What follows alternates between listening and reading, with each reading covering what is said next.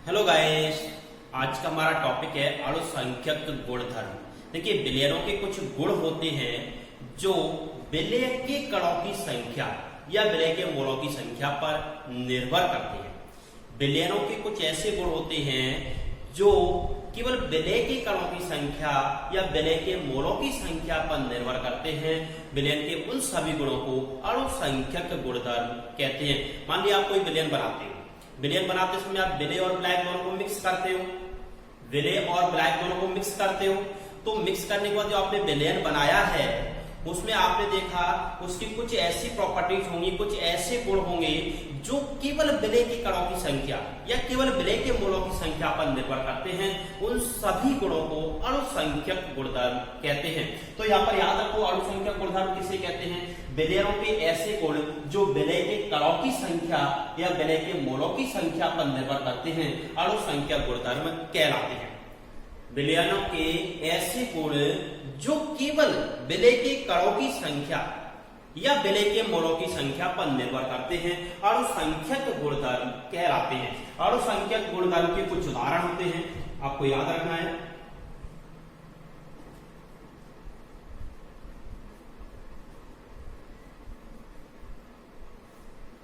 अणुसंख्यक गुणधर्म के उदाहरण।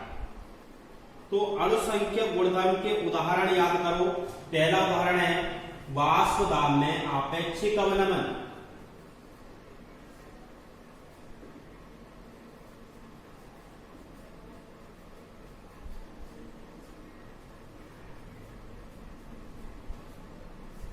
वाष्प दाब में आपेक्षिक अवनमन। दूसरा उदाहरण है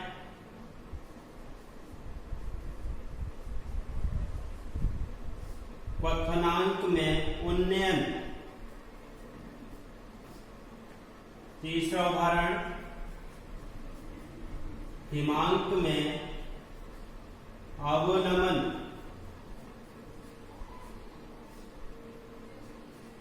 और चौथा है परासरण दाब। परासरण दाब। परिभाषा याद रखने के लिए आपको यही याद करना है, केवल विलयनों के ऐसे गुण जो विलय के कणों की संख्या पर निर्भर करते हैं, या आप बोल सकते हो विलय के मोलों की संख्या पर निर्भर करते हैं, अणुसंख्यक गुणधर्म कहलाते हैं। इनके कुछ उदाहरण आपको याद रखना है। वाष्प दाब में आपेक्षिक अवनमन, क्वथनांक में उन्नयन, हिमांक में अवनमन और परासरण दाब। ये कुछ प्रमुख अणुसंख्यक गुणधर्म के उदाहरण हैं। ठीक, इसके बाद हम बात करेंगे वाष्प दाब किसे कहते हैं। वाष्प दाब।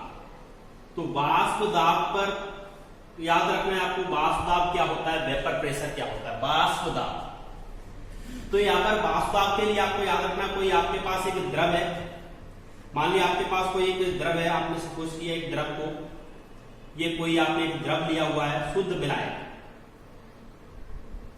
शुद्ध विलायक, और इस शुद्ध विलायक को आपने एक बंद पात्र के अंदर लिया हुआ है। जब इस शुद्ध विलायक को आप गर्म करोगे तो गर्म करने से इसके अंदर वाष्प बनेगी। मान लीजिए इसकी सतह से ये विलायक के कण हैं, ये वाष्प के रूप में यहां से निकलेंगे और ऊपर से आपने पात्र को बंद कर दिया। तो यहां पर आपको याद रखना है, ये वाष्प जो निकलेगी ये द्रव की सतह पर एक दाब आरोपित करेंगे। द्रव की सतह पर एक दाब आरोपित करती हैं, उस दाब को ही यहां पर हम क्या कहते हैं, वाष्प दाब कहते हैं। तो इसकी परिभाषा आपको याद रखना है, निश्चित ताप पर द्रव की सतह पर द्रव के साथ साम्य अवस्था में उपस्थित वाष्पों द्वारा आरोपित दाब को वाष्प दाब कहते हैं। मैं यहां पर लिख देता हूं, नोट कर देता हूं। निश्चित ताप पर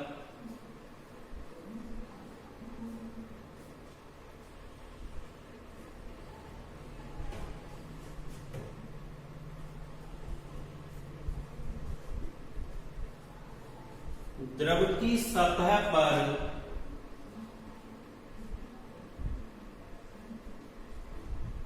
द्रव के साथ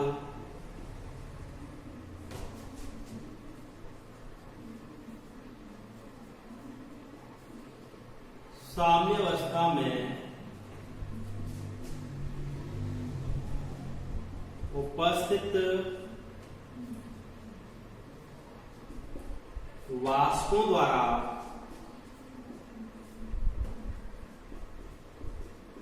आरोपित दाब वाष्प दाब कहलाता है।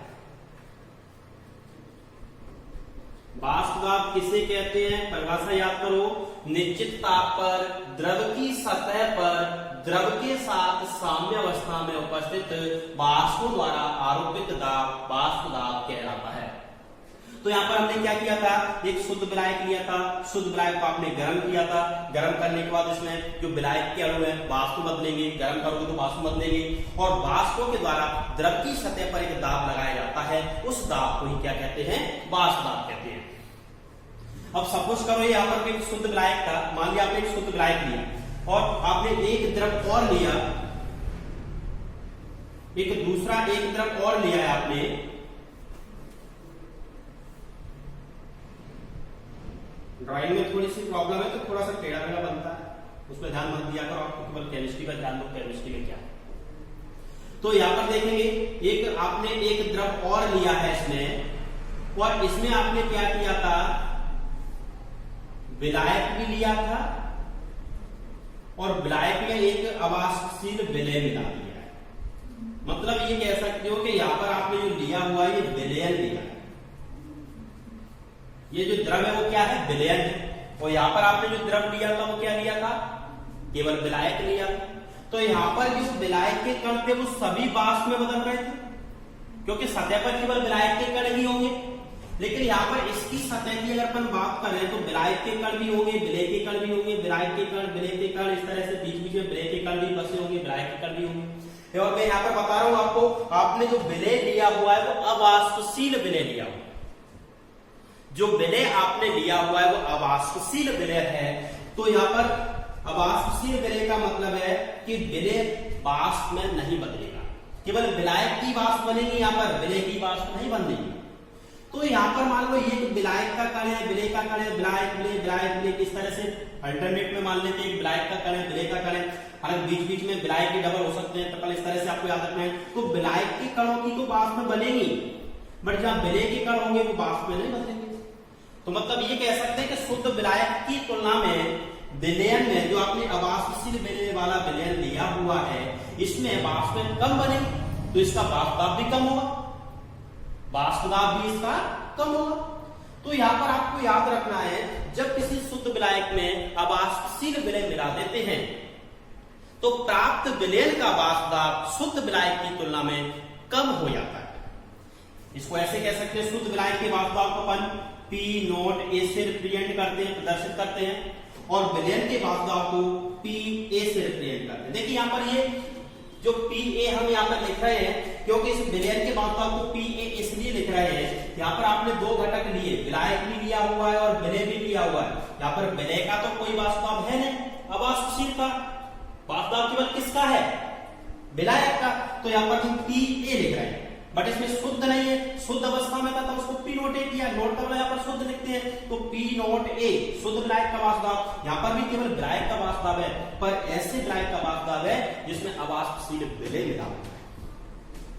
इन दोनों में यदि आपको पूछा जाए कि किसकी वैल्यू ज्यादा होगी तो इसका वाष्प दाब ज्यादा होगा, क्योंकि यहाँ पर जो सभी कण थे वो वाष्प बदल रहे थे सतह पर, इसकी सतह पर जो कण थे वो विलय के कण तो वाष्प बदल नहीं रहे, केवल विलायक के कण वाष्प बदल रहे हैं। तो इसका वाष्प दाब ध्यान रखना, PA का जो वाष्प दाब होगा P नोट A से कम होगा, इसको ऐसे कह सकते हो P note A greater than PA। इन दोनों में जो अंतर आता है, कितना अंतर आया? अवाष्पशील विलय मिलाने के बाद जो विलयन बना था उसका वाष्प दाब कितना कम हो गया है शुद्ध विलायक की तुलना में, उसे हिमांक में वाष्प दाब में अवनमन कहते हैं। तो एक सिंपल सी परिभाषा और याद करो, वाष्प दाब में अवनमन। वाष्प दाब में अवनमन, वाष्प दाब में अवनमन को डेल्टा P से प्रदर्शित करेंगे, और इसके लिए आप एक सिंपल सी परिभाषा याद रखो, शुद्ध विलायक के वाष्प दाब और अवाष्पशील विलय वाले विलयन के वाष्प दाब का अंतर वाष्प दाब में अवनमन कहलाता है। क्या याद करोगे? शुद्ध विलायक के वाष्प दाब और शुद्ध विलायक के वाष्प दाब को हम यहां पर सिंबल में देते हैं पी नॉट ए तथा अवाष्पशील विलय वाले विलयन के वाष्प दाब, इसका सिंबल क्या होगा? P A.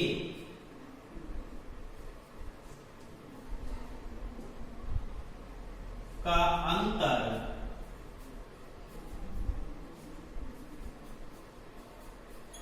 वाष्प दाब में अवनमन कहलाता है।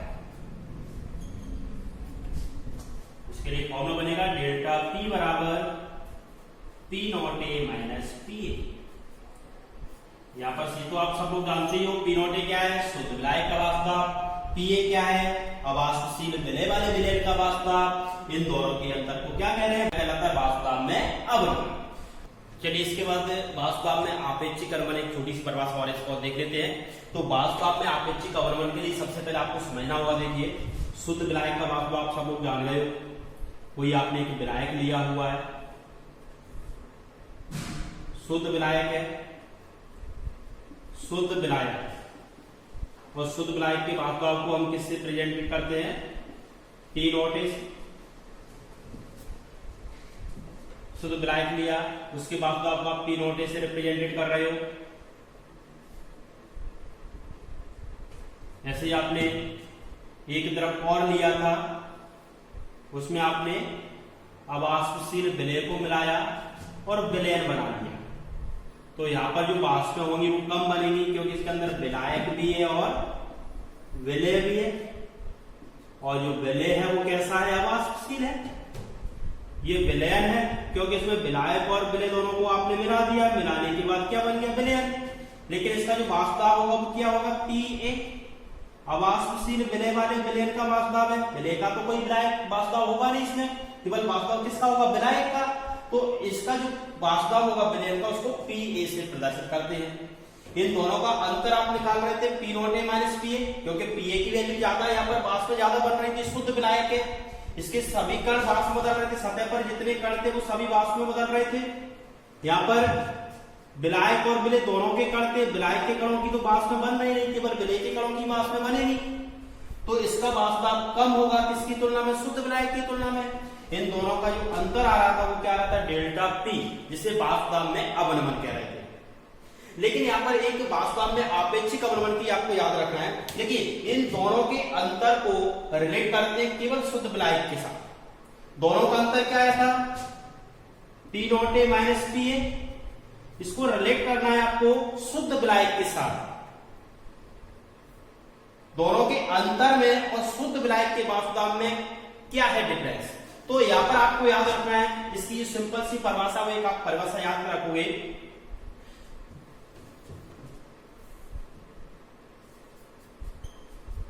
वाष्प दाब में अवनमन डेल्टा पी से प्रदर्शित कर रहे थे, तथा शुद्ध विलायक के वाष्प दाब तीनों का अनुपात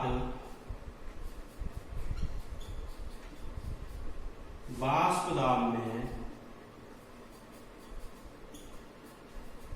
आपेक्षिक अवनमन कहलाता है। याद रखो, वाष्प दाब में अवनमन तथा शुद्ध विलायक के वास्तव का अनुपात वास्तव में अपेक्षिक अवनमन कहलाता है। इसे प्रूव भी करेंगे हम, इसमें राउल्ट के नियम को आगे लिखेंगे। इसमें वास्तव में अपेक्षिक अवनमन विलेय के मोल प्राइस के बराबर होता है। तो यहाँ पर अभी आपको याद रखना, वास्तव में अवनमन तथा शुद्ध विलायक के वास्तव का अनुपात वास्तव में अपेक्षिक अवनमन कहलाता है। तो वास्तव में अपेक्षिक अवनमन का जो फॉर्मूला होगा क्या हो जाएगा,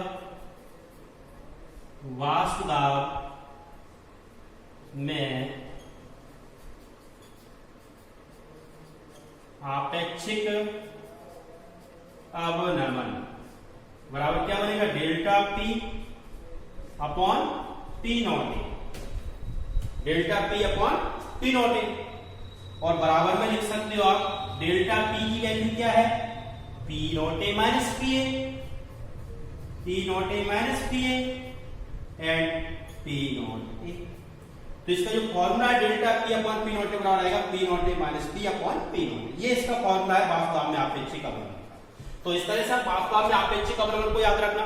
देखिए वास्तव में अवनमन और वास्तव में आपेक्षिक अवनमन तीनों परिभाषाओं को आपको याद करना होगा। वास्तव में अवनमन क्या था, सबसे पहले वास्तव किसे कहते हैं, किसी द्रव की सतह पर द्रव के साथ साम्य अवस्था में उपस्थित वाष्पों के द्वारा आरोपित दाब को वाष्प दाब कहते हैं। किसी द्रव की सतह पर द्रव के साथ साम्य अवस्था में उपस्थित वाष्पों द्वारा आरोपित दाब क्या कहलाता है, वाष्प दाब। अब आपने एक शुद्ध विलायक लिया, एक विलयन लिया, लेकिन विलयन कैसा था, अवाष्पशील विलय मिलाया था। दोनों के वाष्प दाब में जो अंतर था उसे क्या कह रहे थे, वाष्प दाब में अवनमन कह रहे थे। और वास्तव में अवनमन तथा शुद्ध विलायक के वास्तव के अनुपात को वास्तव में आपेक्षिक अवनमन कहते हैं।